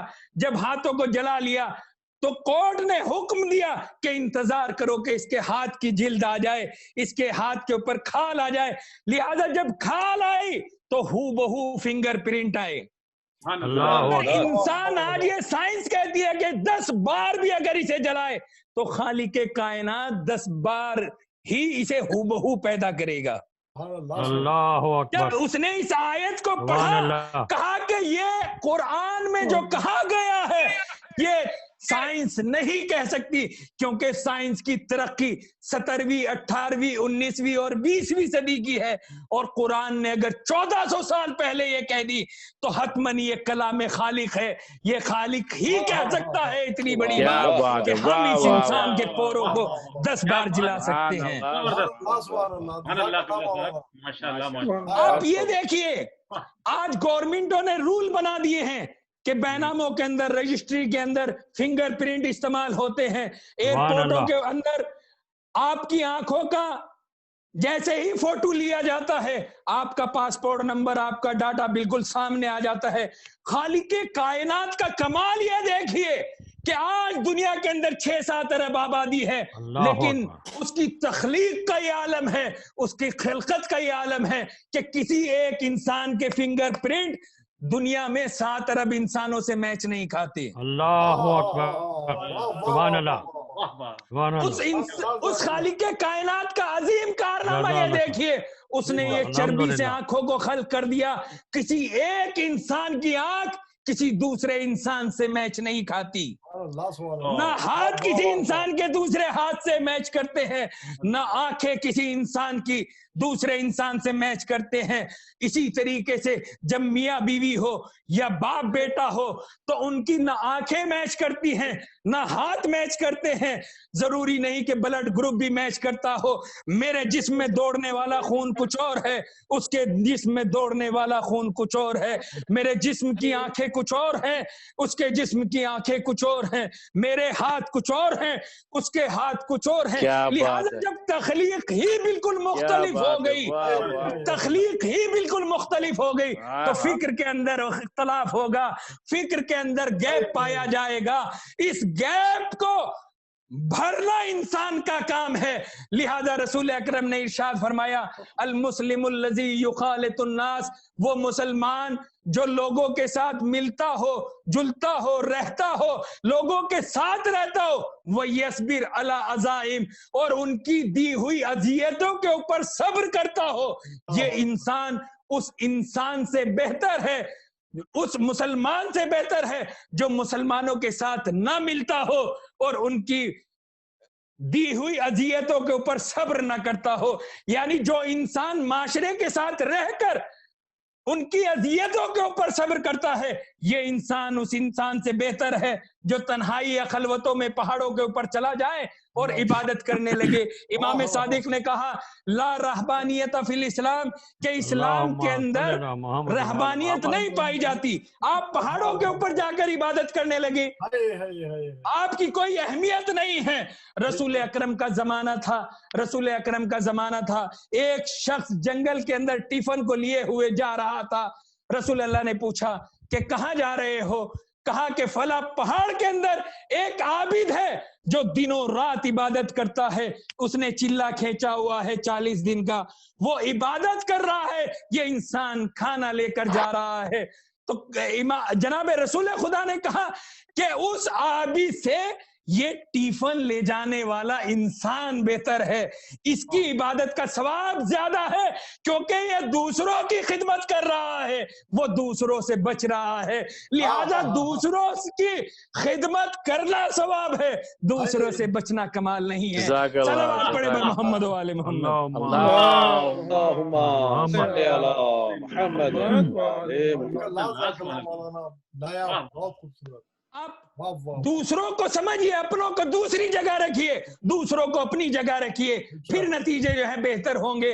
क्योंकि दूसरा जो सोचेगा वो अपने हालात के एतबार से सोचेगा। आपने यूनिवर्सिटी ज्वाइन कर ली, आप डॉक्टर बन गए, दूसरा इंसान जाहिल रहा, वो बस्ती के अंदर जिंदगी गुजारता रहा। फिर आप ये सोचें कि मेरा और उसका दिमाग एक होना चाहिए, वो मेरी फिक्र के लेवल का होना चाहिए। नहीं हो सकता, क्योंकि आपने यूनिवर्सिटी ज्वाइन की है, उसने बस्ती ज्वाइन की है। जो इंसान जिस माशरे में रहता है उसी माशरे के एतबार से उसकी तरबियत होती है। इंसान अमेरिका में पैदा हुआ इंग्लिश बोलने लगता है, हिंदुस्तान में आया हिंदी बोलने लगता है, ईरान के अंदर पैदा हुआ फारसी बोलने लगता है, अरब में पैदा हुआ तो अरबी बोलने लगता है। पैदा होने वाला वही चीजें लेकर आया, वही हाथ लेकर आया, वही आंखें लेकर आया, वही पैर लेकर आया, वही जिस्म लेकर आया, लेकिन माशरे ने उसे अपने से मुतासिर कर दिया। जिस माशरे में रहा उसकी जबान को सीख गया। लिहाजा तुम ये सोचते हो कि तुम्हारा 10 साल का बच्चा तुम्हारे लेवल पे आ जाए, तुम्हारी जोजा तुम्हारे लेवल पे आ जाए, जोजा ये सोचे कि शोहर के लेवल पे आ जाए, नहीं हो सकता। क्योंकि तबीयतों का इख्तलाफ है, मिजाज का इख्तलाफ है, फितरत का इख्तलाफ है। इसीलिए तो सादी ने कहा नीशे अकरब नाज पे की नस फकत मुख्तज़ाए तबीयत शमीनस, कि ये जो बिच्छू काटता है ये कीना की बिना पर नहीं काटता, दुश्मनी की बिना पर नहीं काटता, बल्कि इसकी फितरत ही इस तरह की है, बल्कि इसकी फितरत ही इस तरह की है। लिहाजा जब सामने वाले से रूबरू हो तो पहले उसके माहौल को समझो, वो किस माहौल से आया है। अगर डॉक्टर मरीज को बेवकूफ कह रहा है तो मरीज बेवकूफ नहीं है, बल्कि डॉक्टर नहीं समझ रहा है कि मेरे और उसके तकाजों में फर्क है। अगर आलिम जाहिल के ऊपर नाराज हो रहा है तो जाहिल बेवकूफ नहीं है, बल्कि ये आलिम बेवकूफ है, क्योंकि ये अपने तकाजों को और उसके तकाजों को नहीं समझ रहा है।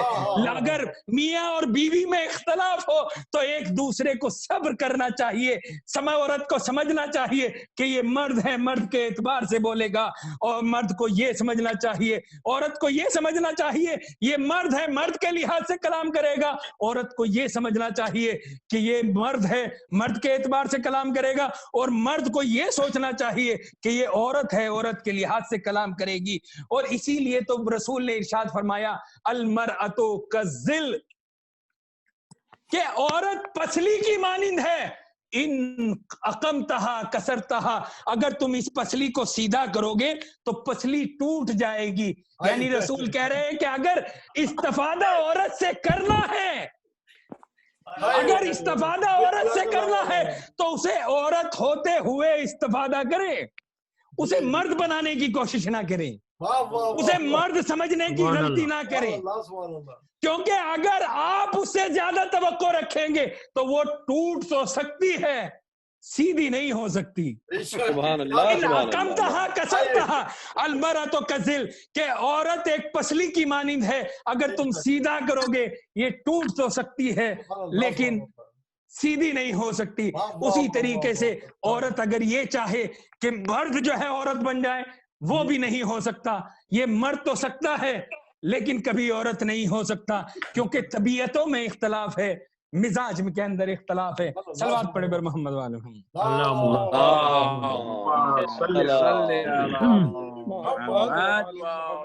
माशाअल्लाह माशाअल्लाह। और रसूल अकरम इरशाद फरमाते हैं, देखिए मैं आपको चाहता हूं कि बिल्कुल एक ये होता है कि इंसान को जूस दे दिया जाए, सामने आप फल लाए और आपको जूस दे दिया गया, और एक ये है जो कंपनियों के अंदर बनते हैं, तो दोनों की कैफियत के अंदर इख्तलाफ होता है। उसी तरीके से मैं मजलिस वो पढ़ना चाहता हूं जो इमाम का कलाम हो, क्योंकि इमाम का कलाम कलामों का इमाम हुआ करता है और इमाम के कलाम के अंदर खुद तासीर हुआ करती है। इमाम ने कहा कि आप हमारे कलाम को नकल कर दें, तासीर तो खुद हमारा कलाम जो है अपने जिम्मे में रखता है। रसूल इरशाद फरमाते हैं मन काना लहू इमरा तुजी है लम यक़बलुल्लाहु सलातहा वला हसना मिन अमलहा हत्ता तुइनहु व तरजी है व इंसामति दहर वाला रजुल मिस्ल ज़ालिक। विज्र वल अज़ाब इज़ा कान लहा मोदियन, अगर औरत से उसका शौहर नाराज है तो वो सारी जिंदगी रोजों में गुजार दे और रोजों में मुसल्ले के ऊपर बैठी रहे, और उसने जितनी भी नेकियां की हो तो खुदावंद आलम उसकी नेकियों को कबूल नहीं करेगा जब तक कि उसका शौहर खुश ना हो जाए। और ये नहीं कि औरतों के लिए कह दिया हो, बल्कि रसूल ने कहा अलर रजुल मिसला जालिक, मर्द के ऊपर भी यही कानून नाफिज होता है। अगर मर्द जो है सारी उम्र रोजों में गुजार दे, मुसल्ले के ऊपर बैठा रहे और उसकी बीवी उससे नाराज हो, तो याद रखना इस इंसान को आखिरत में कुछ नहीं मिलने वाला। बेशक, जज़ाकल्लाह। फिर रसूल अकरम इरशाद फरमाते हैं मन सबरत अला सुए खुल्के ज़ौजहा आताहा मिसले सवाबे आसिया बिनते मुजाहिम, अगर कोई इंसान अपनी बीवी की बदअखलाकी को बर्दाश्त करे, या कोई देखें रसूल ने इरशाद फरमाया अगर कोई ज़ौजा, अगर कोई शोहर अपनी बीवी की बदअखलाकी के ऊपर सब्र करे तो रसूल इरशाद फरमाते हैं करना पड़ेगा कि उसे आसिया का सवाब मिलेगा।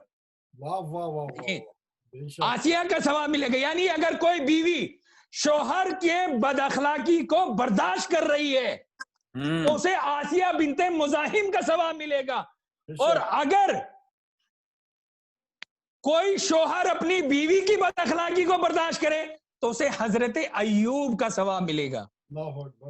यानी आसिया कौन थी? आसिया वो थी जो फिरौन को बर्दाश्त कर रही थी।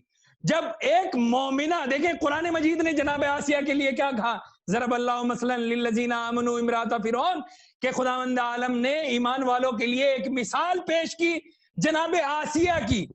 यानी जब भी औरत को यह लगे कि मेरा शौहर खराब है तो जनाब आसिया को याद करें, वो कितना ही खराब हो लेकिन फिरौन तो नहीं है, जब जनाब आसिया फिरौन को बर्दाश्त कर सकती हैं तो आप भी जनाब आसिया की सुन्नत के ऊपर अमल करें। आप जो है अपने शौहर की इस्लाह करें, उससे तालमेल बनाएं, उसकी गलती को उसको जो है उसकी नजर के अंदर जो है उजागर करें, वो इंसान खुद जो है बर्दाश्त कर लेगा। और इसी तरीके से अगर कोई इंसान बुरी बीवी को जो है तहम्मुल और बर्दाश्त करता है तो खुदावंद आलम उन्हें अजरे अय्यूब से नवाजेगा। जैसे अंबिया अपनी बुरी बीवियों के साथ बर्दाश्त किया करते थे, ऐसे ही उन अंबिया का सवाब आपके नामे आमाल में लिख दिया जाएगा। और आप देखें कि रसूल इरशाद फरमाते हैं मामिन इमरातिन तुस्की ज़ौजहा शरबतम मिन मा, अगर औरत मोहब्बत से मर्द को एक गिलास पानी पिला दे खैरल लहा मिन इबादत सना, तो उसके लिए ये अमल 1 साल के रोजों से बेहतर है। रोजों से बेहतर है। और रोजे भी कैसे कि जिसमें दिन में रोजा हो और साथ में मुसल्ला बिछा हुआ हो। यानी औरत अगर मोहब्बत से शौहर को एक गिलास पानी पिला दे तो 1 साल की इबादतों का सवाब उसके अंदर रखा, ताकि इंसान मिले रहे, आने वाली नस्लों को अच्छे दर्स मिल सके, उन्हें अच्छी तरबियत मिल सके, उन्हें अच्छा माहौल मिल सके। जो औरत अपने मियाँ की 7 दिन जो है वो खिदमत करे तो खुदावंद आलम उसके लिए जन्नत के 8 दरवाजों को खोल देगा, जिससे चाहे वो दाखिल हो जाए। और इसी तरीके से जहां औरत के लिए ये इरशाद फरमाया, मर्द के लिए भी इरशाद फरमाया जलूसुल मरआ इंदा अयालिही, जब इंसान अपने अहल अयाल और फैमिली के साथ बैठता है तो रसूल को उसका फैमिली के साथ बैठना, उसका ज़ौजा के साथ बैठना, बच्चों के साथ बैठना ये इतना ज्यादा पसंद है। रसूल इरशाद फरमाते हैं जलूसुल मरआ इंदा अयालिही, जब इंसान अपने अहल अयाल और खानवादे के पास बैठता है तो रसूल को ये अमल मस्जिद नबवी में एतकाफ से ज्यादा पसंद है। आप सोच सकते हैं, यानी मर्द के लिए इतनी फजीलतें, औरतों के लिए इतनी फजीलतें, इसी तरह से बाप और बेटों के लिए इतनी फजीलतें, पड़ोसियों के लिए इतनी फजीलतें। ये कहा गया कि मुझे डर था कि पड़ोसी के लिए रसूल ये इरशाद फरमाते हैं कि जिब्राइल ने मुझे पड़ोसी के लिए इतनी तलकीन फरमाई कि मुझे गुमान होने लगा कहीं पड़ोसी विरसे के अंदर शरीक ना हो जाए। यानी पड़ोसी की इतनी अहमियत। بیٹے کی اتنی اہمیت، باپ کی اتنی اہمیت، شوہر کی اتنی اہمیت، زوجہ کی اتنی اہمیت، یہ تمام چیزیں سمجھاتی ہیں کہ اسلام اتحاد کا نام ہے، اتفاق کا نام ہے، صلح کا نام ہے، آشتی کا نام ہے، ملانے کا نام ہے. اسی لیے تو رسول سے جب کسی نے پوچھا کہ اسلام کی تعریف بتا دیجئے تو رسول نے کہا المسلم من سلم بیدہ ولسانہ. مسلمان وہ ہوتا ہے، جب رسول سے کسی نے کہا یا رسول اللہ مسلمان کی ڈیفینیشن بتلا دیجئے کہ مسلمان کسے کہتے ہیں، مسلمان کی تعریف بتلا دیجئے تو رسول نے کہا المسلم من سلم بیدہ ولسانہ، کہ مسلمان وہ ہوتا ہے کہ جس کے ہاتھ سے بھی کسی کو تکلیف نہ پہنچے، جس کی زبان سے بھی کسی کو تکلیف نہ پہنچے، چاہے وہ کسی میں اس کا بچہ ہو، چاہے اس کی بیوی ہو، چاہے اس کا بھائی ہو، چاہے اس کا پڑوسی ہو، چاہے جو اس کا ہم مذہب ہو، چاہے اس کا غیر مذہب ہو. انسان جہاں پر بھی کھڑا ہے اس کا وجود سراپا ایسا ہونا چاہیے، نہ اس کے ہاتھ سے کسی کو تکلیف پہنچے، نہ اس کی زبان سے کسی کو تکلیف پہنچے. صلوات پڑھے بر محمد و آل محمد. اللہم صلی علی محمد و آل محمد. نعرہ حیدری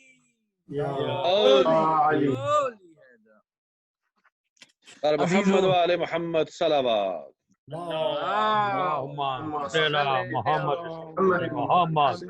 عزیزو، یہ مجلس جناب سکینہ کی مناسبت سے منعقد کی گئی.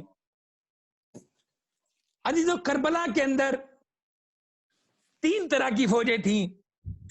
ایک فوج یزید تھی جس کے پاس رسد بھی موجود تھا، خوراک بھی موجود تھی، اسلحے جنگی بھی موجود تھے.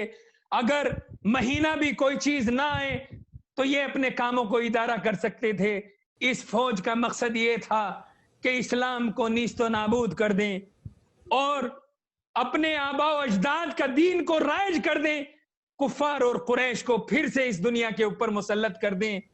اسی لیے تو جب سر حسین درباری یزید کے اندر گیا تھا تو یزید نے سر حسین پر چھڑی مارتے ہوئے کہا کہ اے کاش کے بدری والے صحابہ، اے کاش کے جنگ بدر کے اندر جو میرے آبا و اجداد قتل ہوئے تھے وہ آج زندہ ہوتے تو اس یزید کے کارناموں کو دیکھتے اور وہ کتنا خوش ہوتے. لہٰذا یزید کی خواہش یہ تھی کہ میں اپنے آبا و اجداد کے دین کو رائج کر دوں، اسلام کو دنیا سے مٹا دوں. دوسرا جو قافلہ تھا وہ قافلہ حسینی تھا جس کی خواہش یہ تھی کہ سر کٹے تو کٹ جائیں، لاشیں پامال ہوں تو ہو جائیں، گودیا اجڑیں تو اجڑ جائیں، ہم شہید ہوتے ہیں تو ہو جائیں، ہمیں اسیر بنا لیا جائے تو ہو جائیں، لیکن ہمارا مقصد یہ ہوگا کہ ہم اپنے نانا محمد مصطفیٰ کے دین کو بچا لیں. ان کے کیفیت یہ تھی کہ اگر تلوار تھی تو زرہ موجود نہیں تھی، اگر نیزہ تھا تو تلوار موجود نہیں تھی، اگر سامان رسد اتنا کم تھا کہ 3 دن کے بھوکے پیاسے تھے، لیکن مقصد یہ تھا کہ چاہے ہم مر جائیں، چاہے ہم شہید ہو جائیں، چاہے ہمیں ذبح کر دیا جائے، چاہے ہماری گودیاں اجاڑ دی جائیں، لیکن محمد مصطفیٰ کے دین کو بچا کر رہیں گے. تیسرا جو قافلہ کربلا کے اندر موجود تھا وہ سپاہ زینب تھی جس کی تعداد 60 تھی. سپاہ زینب کا منشور یہ تھا کہ ہمارے سروں سے چادریں چھینے تو چھین جائیں، ہمارے خیام جلائے جائے تو جلا دیے جائیں، ہمیں اسیر بنایا جائے تو بنا لیا جائے، ہمارے ہاتھوں میں بیڑیاں پہنانی جائیں تو پہنائی جائیں، لیکن ہم حسین کے مقصد کو، حسین کے مشن کو قیامت تک کے لیے اپنے خطبوں سے زندہ کر دیں گے، اپنے پیغام سے زندہ کر دیں گے، اپنی میڈیا سے زندہ کر دیں گے. عشر عاشورائی سپاہ یزید اور سپاہ حسین آمنا سامنا ہوا، لیکن اس کے بعد جب 11ویں محرم آئی تو سپاہ زینب کا جہاد شروع ہو گیا. سپاہ زینب کا جہاد شروع ہو گیا. وہ کس طرح سے جہاد ہوا کہ نیزے کے اوپر آگے آگے سر حسین چلتا تھا، پیچھے عباس کا سر تھا، اس کے پیچھے اسیر تھے، اس کے پیچھے اسیر تھے. زینب تھی. عزیزوں روایت یہ لکھتی ہے کہ جیسی جیسی یہ قافلہ کربلا سے کوفہ اور کوفہ سے شام چلا، سر حسین سے حسین کی نگاہ بہن زینب کے اوپر تھی. کہیں ایسا نہ ہو کہ میری بہن ہجوم اشقیاء کے اندر گھبرا جائے، کہیں ایسا نہ ہو کہ جب بچے سفر کے درمیان میں مر جائیں تو کہیں ایسا نہ ہو میری بہنیں گھبرا جائیں. لہذا سر حسین آگے آگے چلتا تھا، لیکن نگاہ جناب زینب کے آنکھوں کے اوپر رہا کرتی تھی. زینب کربلا سے کوفہ اور کوفہ سے شام پہنچی. جب تک زینب کربلا سے کوفہ اور کوفہ سے شام پہنچی تو حسین کی نگاہ اپنی بہنوں کے اوپر تھی، اپنی ازواج کے اوپر تھی. لیکن جب شام کے اندر یہ قافلہ پہنچا اور شام میں منادی کر دی گئی کہ یزید کے باغی آئے ہیں، یزید کے باغی آئے ہیں، لہذا دربار کو سجایا جائے. عزیزو اگر میرے گھر پر دعوت ہوگی، اگر میں کسی کی دعوت کرنا چاہوں تو میری دعوت کے اندر علماء زیادہ ہوں گے. اگر کوئی ڈاکٹر اپنے یہاں دعوت کرے تو اس کے یہاں ڈاکٹر زیادہ ہوں گے. اگر کوئی پروفیسر اپنے یہاں دعوت کرے اس کے یہاں پروفیسر زیادہ ہوں گے. اگر کوئی مزدور دعوت کرے تو اس کے یہاں مزدور زیادہ ہوں گے. لہٰذا یزید نے جب دربار کو سجایا تو یزید ایک شراب پینے والا انسان تھا، ایک فاسق و فاجر انسان تھا. لہٰذا جب اس نے اپنا دربار سجایا تو آپ ہی سوچئے کہ اس دربار میں کتنے لعین اور پست لوگ ہوں گے. کوئی ادھر شراب پی رہا تھا، کوئی ادھر شراب پی رہا تھا، کوئی شراب میں ادھر بہکا ہوا تھا، کوئی شراب میں ادھر بہکا ہوا تھا، کوئی شراب سے ادھر بہکا ہوا تھا. اور آپ یہ دیکھیے کہ بیچ سے جناب زینب کو اور اہل حرم کو گزارا گیا. جب اہل حرم کو گزارا گیا کوئی اوپر سے پتھر مارتا تھا، کوئی ادھر سے گرم پانی پھینکتا تھا، کوئی صدقے کی کھجوریں پھینکتا تھا. جب حسین نے اپنی بہنوں کا یہ منظر دیکھا حسین تڑپ گئے، حسین تڑپ گئے. حسین نے اپنی آنکھوں کو بند کر لیا. ایک مرتبہ زینب نے کہا اے بھیا تم قاسم کا لاشا لائے، بہن دیکھتی رہی. تم محمد کا لاشا لائے، بہن دیکھتی رہی. تم اصغر کا لاشا لائے، بہن دیکھتی رہی. لیکن بھیا میں تمام مرحلوں میں آپ کے اوپر نگاہ کرتی رہی. اے بھیا آج زینب کا جہاد تو دیکھو، لیکن بھیا تمہاری اور میرے جہاد میں بہت بڑا فرق تھا. بھیا جب آپ جہاد کر رہے تھے آپ کے قافلے کے اندر عباس جیسا شجاع بھائی موجود تھا، علی اکبر جیسا بیٹا موجود تھا، قاسم جیسا بہادر موجود تھا، محمد جیسے لاڈلے موجود تھے. تمہارا مقابلہ مردوں کا مردوں کے ساتھ تھا. لیکن آج جب زینب جہاد کر رہی ہے تو سکینہ کا مقابلہ شمر سے ہے، رقیہ ام کلثوم کا مقابلہ ملعونوں سے ہے. بھیا جب آپ نے جہاد کیا تھا آپ کے اصحاب کے ہاتھ کھلے ہوئے تھے. آج زینب جہاد کر رہی ہے، ہاتھ میں رسن بندھی ہوئی ہے، ہاتھ میں رسن بندھی ہوئی ہے. لیکن بھیا یہ زینب آپ سے وعدہ کرتی ہے، یہ زینب آپ سے وعدہ کرتی ہے اگر یزید کی حکومت کو نہ مٹا دیا تو مجھے زینب بنت علی نہ کہنا، مجھے زینب بنت علی نہ کہنا. دربار کے اندر پہنچی، یزید نے سر حسین کو اپنی کرسی کے نیچے رکھا. شراب پی رہا تھا، شراب پیتا جاتا تھا. جو کانچے کے اندر تھوڑی سی شراب بچتی تھی حسین کے دہان پر ڈال دیتا تھا، حسین کے سر کے اوپر ڈال دیتا تھا. بچی نے جب یہ حالت دیکھی تو تڑپ گئی. باپ کے ساتھ یہ سلوک دیکھا نہ گیا. جیسے ہی یزید کی نگاہ سکینہ کے اوپر پڑی تو یزید نے دیکھا دیکھا کہ سکینہ کبھی پیروں کو اٹھاتی ہے، کبھی پیروں کو رکھتی ہے، ہاتھ اپنے چہرے کے اوپر رکھے ہوئے ہیں، کبھی چہرے پر ہاتھ رکھتی ہے، کبھی رسی پر ہاتھ رکھتی ہے۔ ایک مرتبہ یزید نے سکینہ سے کہا، اے سکینہ تم کبھی چہرے پر ہاتھ رکھتی ہو، کبھی رسی پر ہاتھ رکھتی ہو، یہ کیا وجہ ہے؟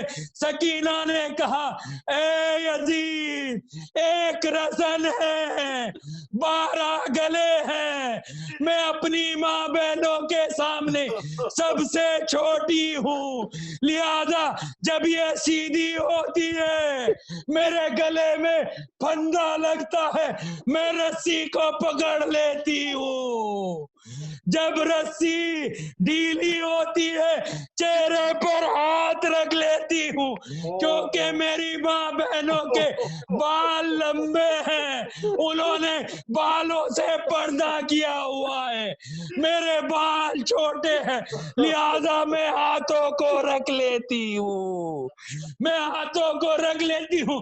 یزید نے کہا، اے سکینہ میں نے سنا ہے تیرا بابا تجھ سے بہت محبت کرتا ہے، میں تو جب جانوں کہ تو دامن پھیلائے، تیرے بابا کا سر تیرے دامن میں چلا آئے۔ ایک مرتبہ سکینہ نے دامن پھیلایا، اے بابا یزید ہماری محبت کا امتحان لے رہا ہے، بابا سکینہ کے دامن میں آئی ہے، سر حسین چلا سکینہ کے دامن میں آ گیا، بچی لپٹ گئی۔ اے بابا آپ کے بعد بہت تعزیانے لگائے گئے، سروں سے چادریں چھین لی گئی، کانوں سے گوشوارے چھین لیے گئے۔ سیعلم الذین ظلموا ای منقلب ینقلبون۔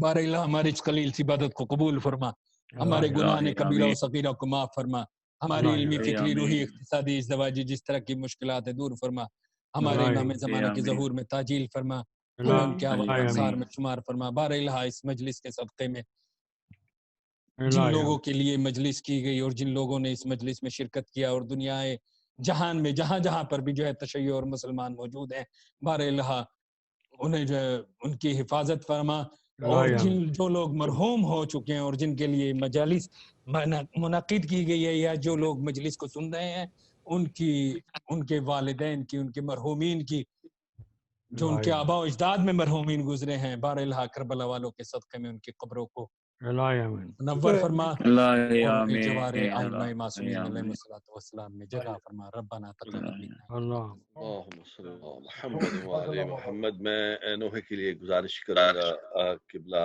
جناب کامران مہدی صاحب سے مائک پہ تشریف لائیں۔ سکینہ ہم نہیں ہوں گے یہ کہتے تھے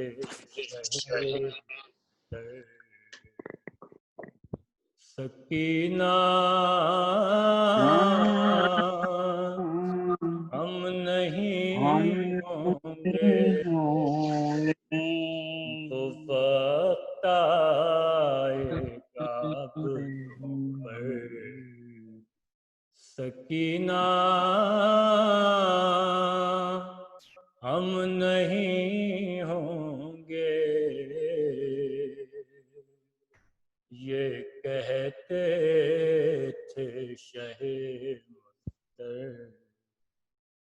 لگے گی آگ جل جائیں گے خیمے بھی قناتیں بھی لگے گی آگ جل جائیں گے خیمے بھی قناتیں بھی اور بنانا خاک کو بستر سکینہ سبحان اللہ نہیں ہوں گے تھے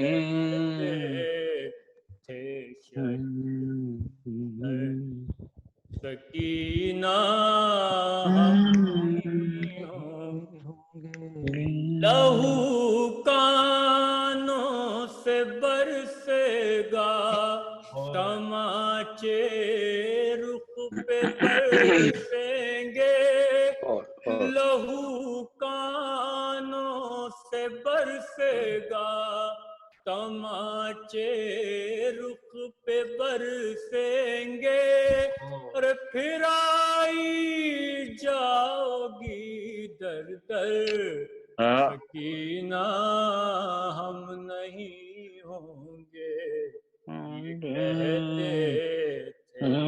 تھے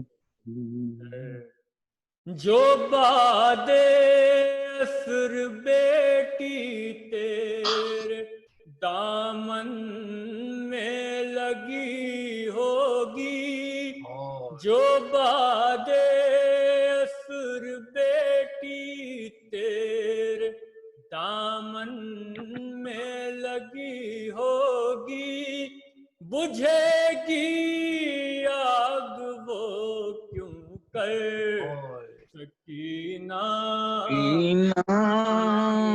ہم نہیں ہوں گے کہتے تھے شہید میرے سینے پہ سونے کے بجائے دیکھو سو جانا میرے سینے پہ سونے کے بجائے دیکھو سو جانا پھوپھی اماں کے زانوں پر سکینہ ہم نہیں ہوں گے یہ کہتے تھے شہید تمہاری ماں پھوپھی بہنوں کے سر سے آہ چھینے گا کوئی مقنا کوئی چادر سکینہ ہم نہیں ہوں گے یہ کہتے تھے شہید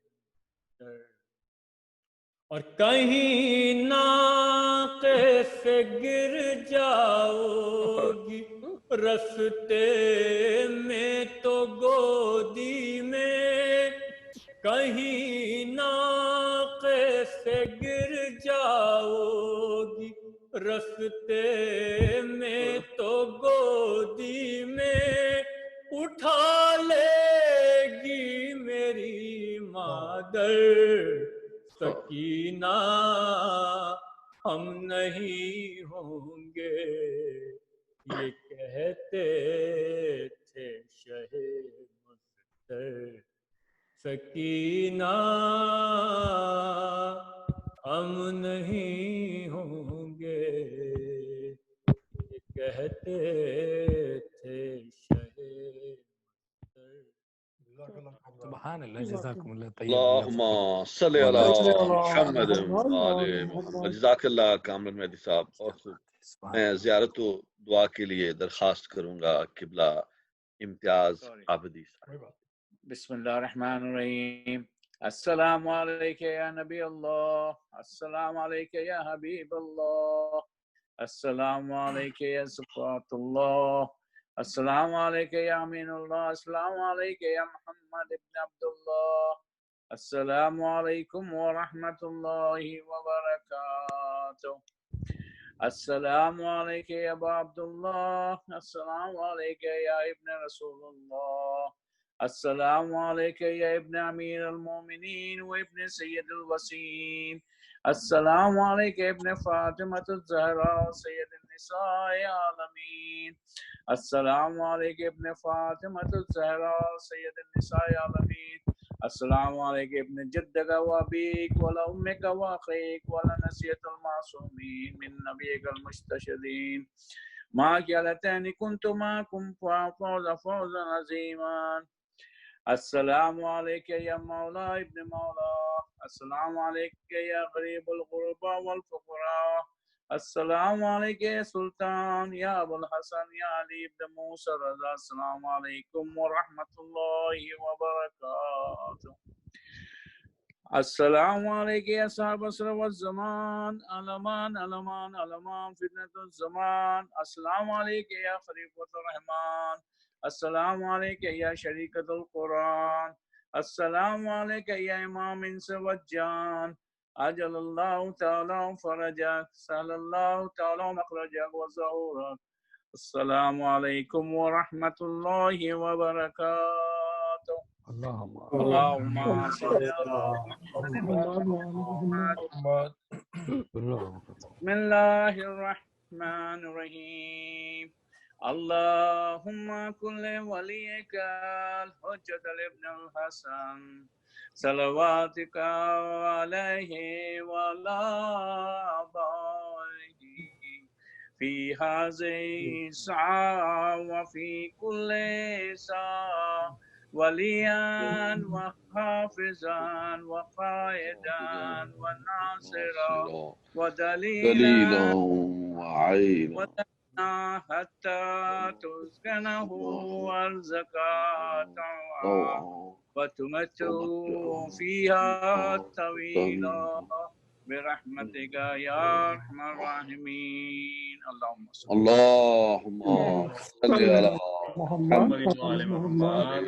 اللهم صل على محمد وعلى محمد. میں آخر میں ڈاکٹر قبلہ سید حسن اختر صاحب سے گزارش کروں گا کہ وہ اگر کوئی بات کہنا چاہیں، کچھ ایڈ کرنا چاہیں تو پلیز مائک حاضر ہے. پروفیسر ڈاکٹر سید حسن اختر صاحب. پہلے تو میں تردید کر دوں کہ میں قبلہ نہیں ہوں معاذ اللہ. میرے لیے آپ قبلہ ہی ہیں حضور.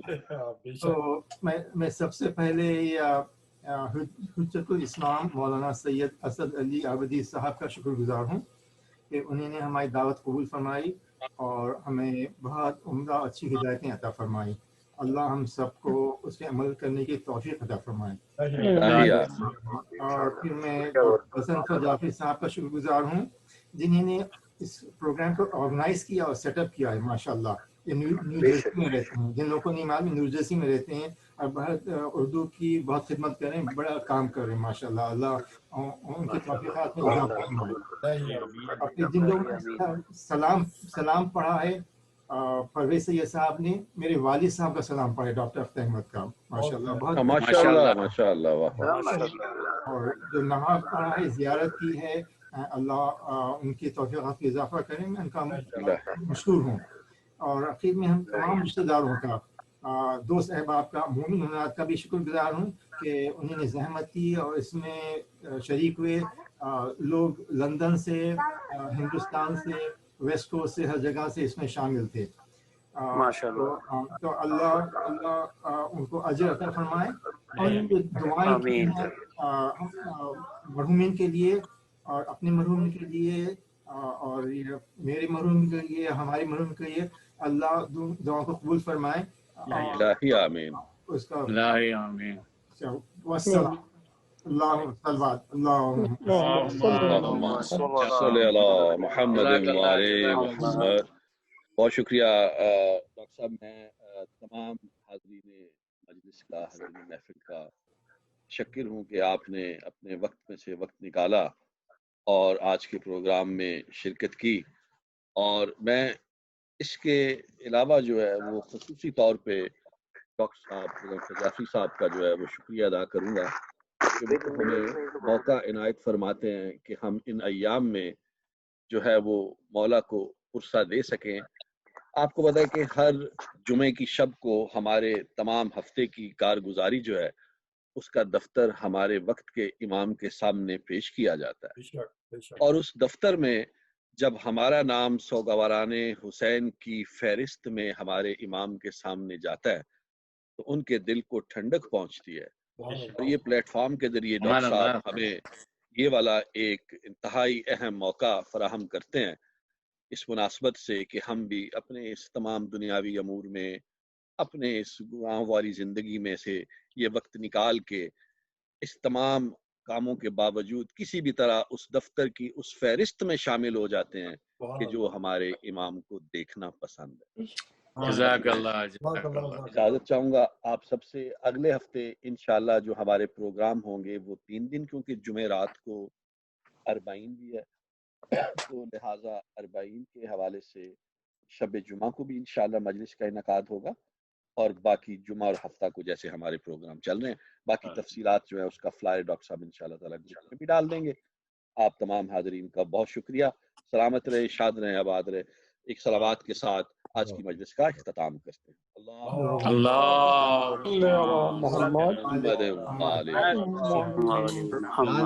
ماشاءاللہ ماشاءاللہ ابھی میں نے نوٹس کیا کہ اس میں سے ایک اور چاند لگ گیا. ماشاءاللہ بڑی نواز جی، بڑی نواز. بہت شکریہ. کیلگری کینیڈا سے میرے سگے میرے بھائی حسن ظہیر صاحب بھی اس میں شامل تھے. کہا کہ میں ذکر کر دوں کہ مختلف ممالک سے لوگ شامل ہیں اس میں. ماشاءاللہ ماشاءاللہ. اللہ سب کی شرکت کو قبول فرمائیں جی. اللہ تعالیٰ سب کو آمین. اور میں مشکور ہوں ہمارے دوست مصدق صاحب کا بھی بہت بہت شکریہ آپ سب کا. ہماری اس مجلس میں بہت اچھا، کافی اچھی مجلس بھی ہوئی ہے. بہت سب نے مل کے اس میں کیا. بہت بہت مشکور ہوں آپ سب کا. جزاک اللہ. جزاک اللہ. میری طرف سے سب کو السلام علیکم ورحمۃ اللہ. دعا میں یاد رکھیے گا سب کو. بھائیوں خدا حافظ. خدا حافظ. خدا حافظ غزنفر بھائی. خدا حافظ میرے صاحب. تو میں اپنے والدین کا نام بھی دہرا دوں. ڈاکٹر سید اختر احمد اور مہر جہاں بیگم میرے والدین مرحوم ہیں، اور میری وائف ملک تاج کے جو والدین ہیں عباس علی خان صاحب، ختیجہ علی خان صاحبہ. تو اللہ ان کو اجر عظیم عطا فرمائے اس مجلس کے عوض میں، اور تمام ان کے اقربا کو مرحوم جو ہیں اللہ ان کو بھی نوازے انشاءاللہ. آمین. بے شک بہت بہت شکریہ آپ سب کا. بہت بہت شکریہ. اوکے. خدا حافظ. شب بخیر. السلام علیکم.